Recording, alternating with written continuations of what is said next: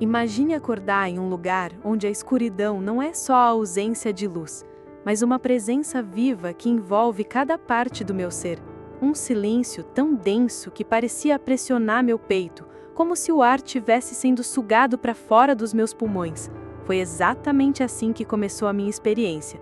Eu sempre fui uma jovem cristã dedicada. Orava, lia a Bíblia, ajudava na igreja. E jamais imaginei que meu último dia na Terra chegaria assim, sem aviso.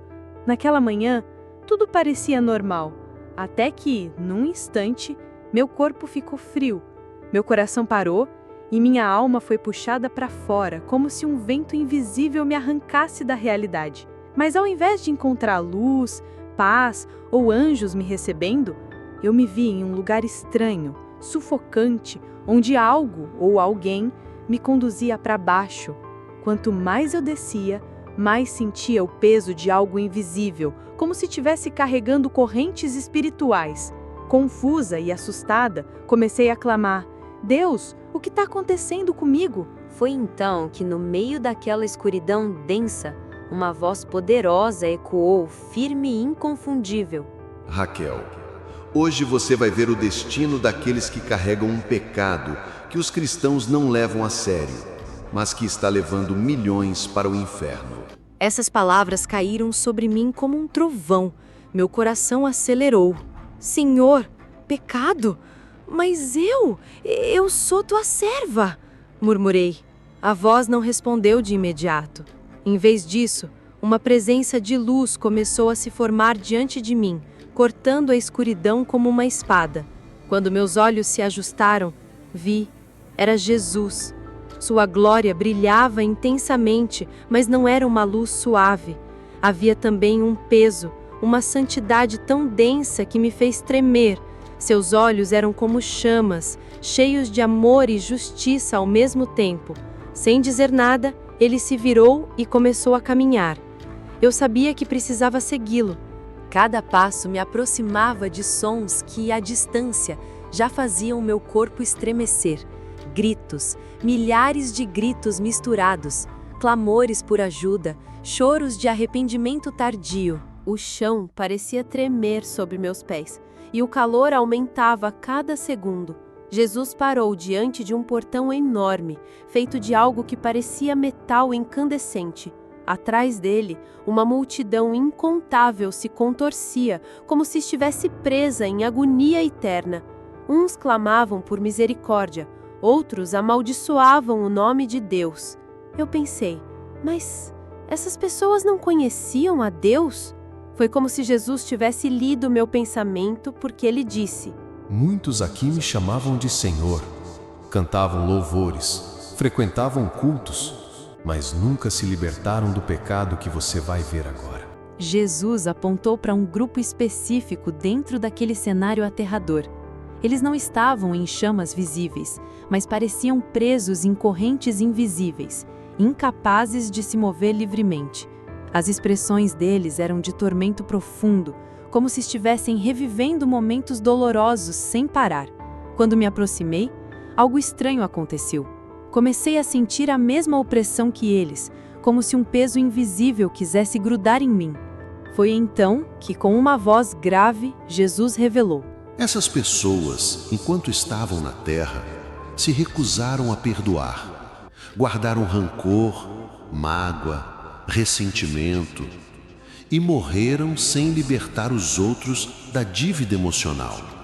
Está escrito: se vocês não perdoarem aos homens as ofensas deles, também o Pai não lhes perdoará. Eu fiquei paralisada. Cada palavra parecia uma espada cortando minhas próprias lembranças. De repente, imagens começaram a surgir em minha mente. Pessoas que me haviam ferido, situações que eu dizia ter superado, mas que no fundo ainda doíam. Percebi que muitas vezes eu dizia eu perdoo, mas no meu coração mantinha um arquivo secreto de mágoas. Jesus, olhando nos meus olhos, continuou: O perdão que eu exijo não é apenas palavras ditas da boca para fora.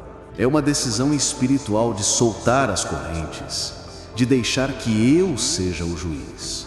Quando você guarda ódio, está construindo uma cela ao redor da sua própria alma. E o pior, muitos dos meus estão presos nessa cela, acreditando que estão salvos, mas caminhando direto para este lugar. Lágrimas começaram a escorrer pelo meu rosto. Olhei novamente para aquelas pessoas e percebi algo assustador. Cada uma delas estava presa não porque Deus as odiava, mas porque escolheram segurar a mágoa mais do que segurar a cruz. Elas haviam carregado o veneno do ressentimento até o último suspiro, e agora aquele veneno as consumia eternamente. Jesus então estendeu a mão e, com uma expressão de profunda dor, disse: Volte e diga aos meus filhos que o ódio, a mágoa e a falta de perdão são como correntes invisíveis. Elas começam pequenas, mas, se não forem quebradas, arrastam a alma para longe do meu reino. E diga isso com urgência, porque amanhã pode ser tarde demais. Foi nesse instante que senti um puxão repentino. A escuridão começou a desaparecer, o calor insuportável deu lugar a uma brisa suave, e os gritos se tornaram distantes até sumirem. Abri os olhos, estava de volta ao meu quarto. Minhas mãos tremiam, meu coração batia rápido, e lágrimas ainda caíam como se tudo tivesse acontecido há poucos segundos. Eu sabia que não era um simples sonho ou uma alucinação, era uma missão. Desde aquele dia, eu passo a contar a todos o que vi. Com a voz embargada, digo: eu fui ao lugar de tormento, e Jesus me mostrou que a falta de perdão está levando milhões para lá. Eu vi crentes, líderes, pessoas que pregavam, todos presos porque não soltaram a mágoa. Essa experiência mudou tudo na minha vida.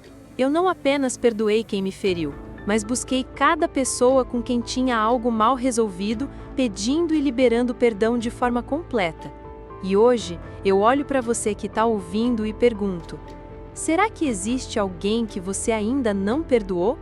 Uma ferida que você mantém aberta, dizendo a si mesmo que tem razão para não deixar ir? Lembre-se, perdoar não é concordar com o que aconteceu, não é fingir que a dor não existiu.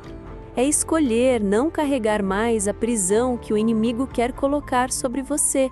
Porque, como Jesus me disse, quem não perdoa, não será perdoado. E se ele voltar hoje, você estaria pronto para encontrá-lo? Se essa mensagem falou ao seu coração, não guarde só para você. Compartilhe com pelo menos uma pessoa que precisa ouvir esta verdade. E antes de sair, inscreva-se no canal e ative o sininho, porque nas próximas mensagens vamos revelar visões e experiências que têm alertado a igreja nesses últimos dias. Sua alma pode depender de ouvir a próxima.